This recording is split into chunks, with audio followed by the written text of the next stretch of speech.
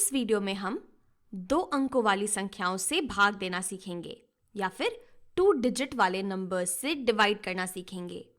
और हम देखेंगे कि ये बहुत ज़रूरी स्किल है जिस पर आगे चलकर गणित बनता है। लेकिन ये इसलिए भी इंटरेस्टिंग है क्योंकि एक तरह से ये एक कला है। तो शुरू करते हैं कि 186 को अगर हम भाग देते हैं 31 से तो हमें कितना मिलता है। और हम 186 बटा 31 को हम कुछ इस तरीके से लिख सकते हैं। इसका भी यही मतलब है कि हम 186 को डिवाइड कर रहे हैं, इसे हम भाग दे रहे हैं 31 से।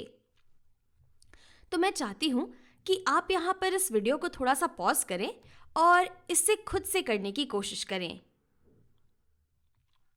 चलिए अब इसे साथ साथ करते हैं। तो मुझे 31 का पहाड़ा तो नहीं आता, इसलिए मैं आपको इसका सीधा सीधा जवाब तो नहीं दे पाऊंगी।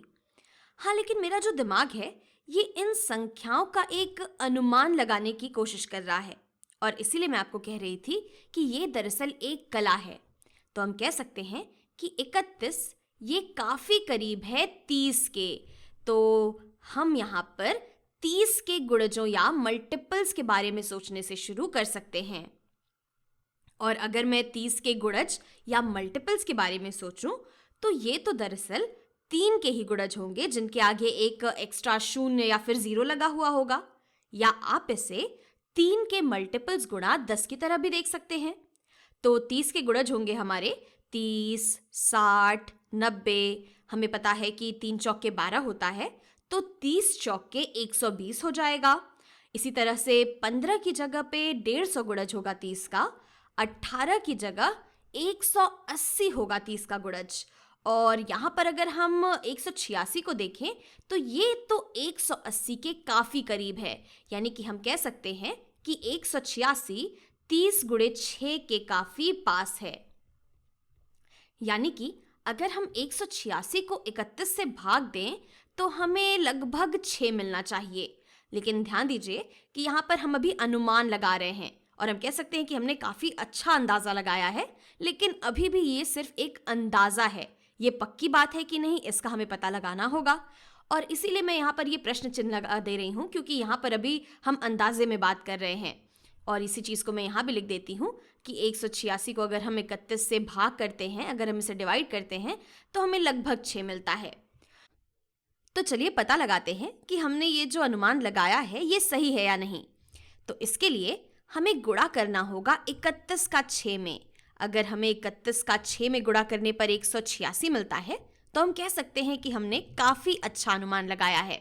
तो चलिए करते हैं। तो 6 एकम 6 होता है, यहाँ पर इकाई स्थान पर हम 6 लिख लेंगे। अब हमें गुणा करना है यहाँ पर 3 का 6 में। तो 6 तियाँ होता है 18, लेकिन ये 3 तो है नहीं, ये तो दरअसल 30 है क्योंकि ये टेंस की प्लेस या दहाई के स्थान पर है। तो 30 गुणे 6 हो जाता है 180।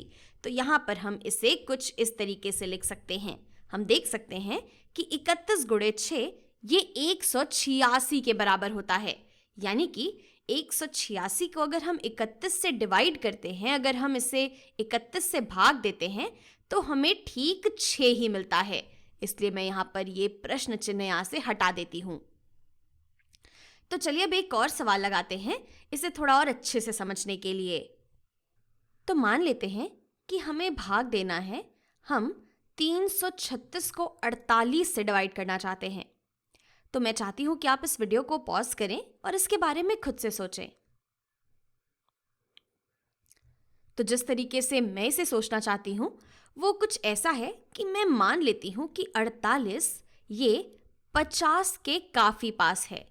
तो यहाँ पर हम इस तरीके से सोचना शुरू कर सकते हैं कि अगर हम 336 को लगभग 50 से भाग देना चाहें तो हमें कितना मिलेगा। और इसके लिए हमें सोचना होगा कि 50 के गुणज या मल्टीपल्स क्या क्या होते हैं।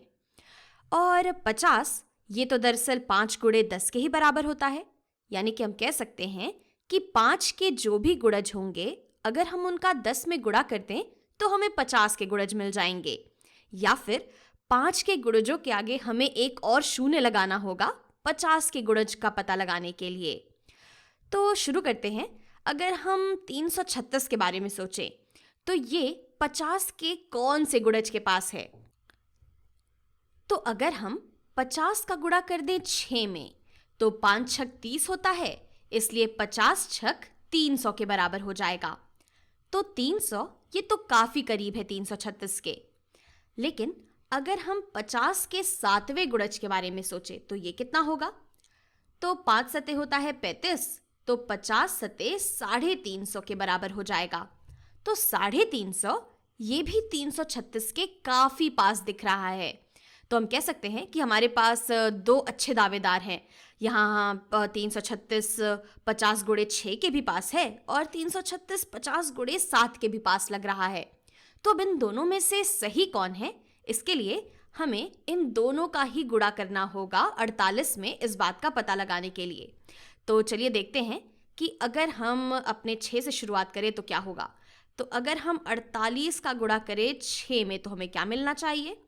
तो 8 छक होता है 48 के बराबर, 8 और 4 हमारे कैरी हो जाता है। फिर 6 चौक होता है 24 के बराबर और 24 में 4 जोड़ने पे हमें मिलता है 28, यानी कि 48 गुणे 6 ये ठीक 288 के बराबर है। तो 288 ये ठीक 48 कम है 336 के, यानी कि ये जो 7 है ये ज़्यादा करीब है हमारे 336 के। लेकिन एक बार फिर भी पक्का करने के लिए चलिए हम 48 को गुणा कर देते हैं 7 से। तो चलिए करते हैं। 7 8 56 होता है, यहाँ आएगा 6, हमारा जो 5 है ये कैरी हो जाएगा।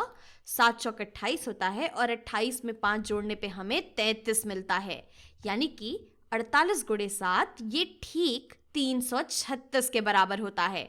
यानी कि ये जो है ये हमारा सही जवाब है। हम कह सकते हैं कि 336 को अगर हम 48 से भाग दें तो हमें 7 मिलता है। तो मैं उम्मीद करती हूँ कि आप इसे समझ पाए होंगे अच्छे से और इसके पीछे की जो कला है आप इसका भी मजा ले पाए होंगे।